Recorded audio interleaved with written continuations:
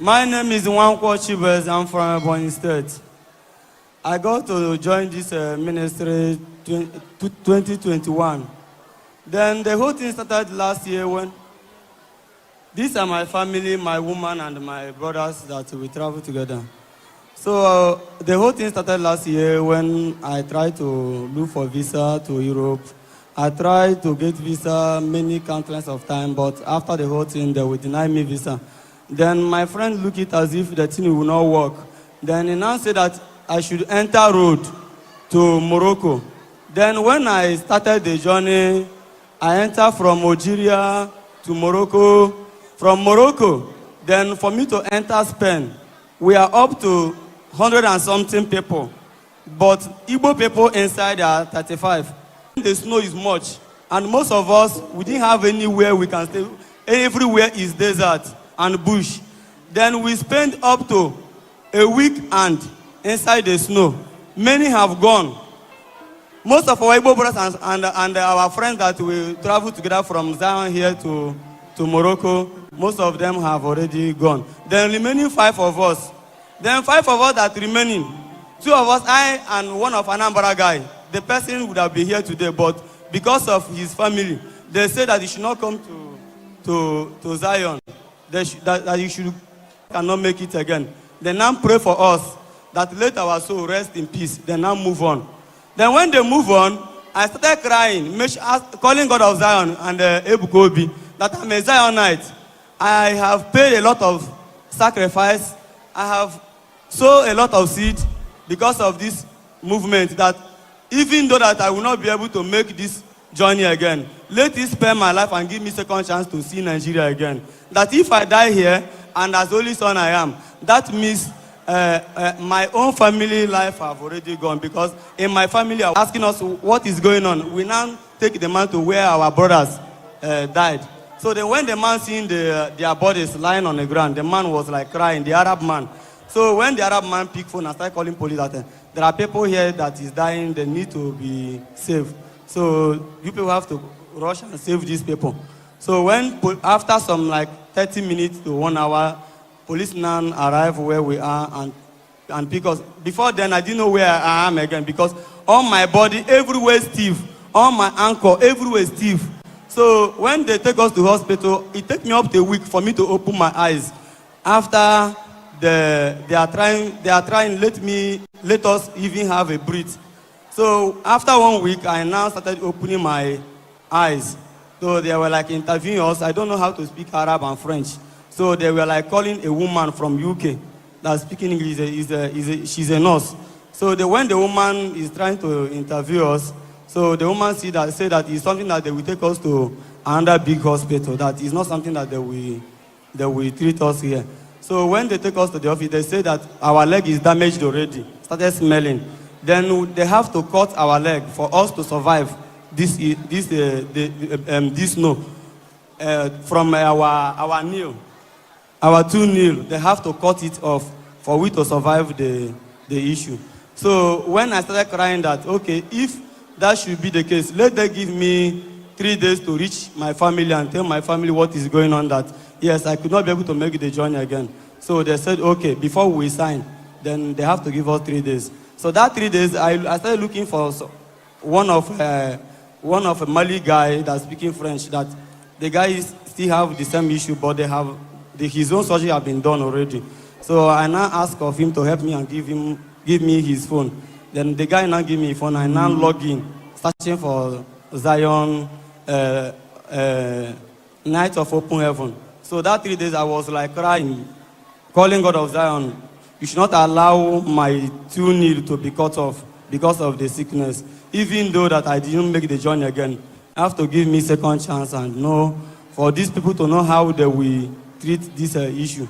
Then when I'm starting praying, calling that the following life of Open Heaven, Divine Mercy, the guy like leaving the phone for me because he thinks that I'm discussing with my people, not that I'm following Zion live. So after the 3 days, when the UK woman came back from the lodge we are, then we are like taking us to machine where they will do the surgery. So they now say that we have to sign. So on the place of signing the file, the UK woman said that the surgery will not take place. The place that the sign will not take place again. They have to cut our nail, not our foot, not the nail again. So I started thanking God that since they have changed their mind, they will not cut my 2 nail again. The sign that where they will cut is my foot. They will cut my foot half. So that is when they cut the announce sign for them to do the surgery. Because I was not awesome. All my 2 foot was damaged everywhere. All our foot damaged. Started smelling. People passing the place that we are, they will be closing their nose because of the smelling. Even most of the doctors thank God because of how the thing is. So that is where they take us to where they cut our foot. So after cutting our 2 foot, then they started treating us. So after treating us, they see that the thing is going worse. They now bring another suggestion that they will still cut the leg. That is when I started crying that I cannot be. If this leg will be cut from my nail, that means I will drink chemical and die. So when at the whole thing, I'm still calling Daddy, calling God of Zion, praying. So they still give us 1 week. After 1 week, Daddy now visit us. When they visit us, we are like in Nigeria, 7 in that hospital, different places, different sickness. So we are like 3 Igbo guys in that hospital. The rest are from Benin, Deltas. So, and when I started calling Daddy, at the night, Daddy will come and visit me. Then we will stand beside my leg, will be touching me. Most of Igbo guys will be waking me up. This man that you are calling in name have come again. Or see the man standing beside your leg. When I wake up, I will be seeing that our foot will not be cut again, that I'm okay. That I will not be, my foot will not be cut again. So after the whole thing, they now take us and submit us to, they now hand us over to UN. Then UN now take in charge of everything, both the bill and the expenses. Because when they think about the bill, we don't have to call our family. I said I don't have any other family for me to pay the bill and the other things. What the bill is 6,000 euros. So the UN now said that they will take in charge of everything. They will now buy clothes, everything, bag and shoe. So they started treating us. After the treatment, I now recover myself very well. Started telling them that I need to go back to my country and see my family. They now said that I cannot be able to travel until when I regain myself. I cannot have injury, and I cannot enter flight with the injury. So till when I got myself. So after when I got myself, okay, they now deport us back to Nigeria. So we arrived in Nigeria last week, Friday. Then I announced that I cannot go back to East without giving God testimony.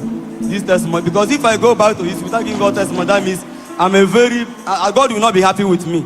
So I said, before any of my family will see me, I must visit Zion. That is what I promised God before I come back to Nigeria. So reaching here 2 days ago. So we are like everywhere is closed because the day we arrived here, it was not the day of program. So we find a place to lodge.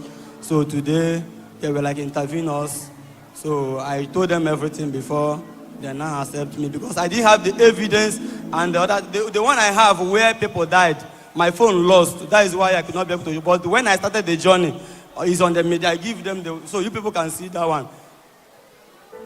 Zionite, please watch your screen. A journey that was supposed to be a journey of success through the desert ended almost 150 something lives.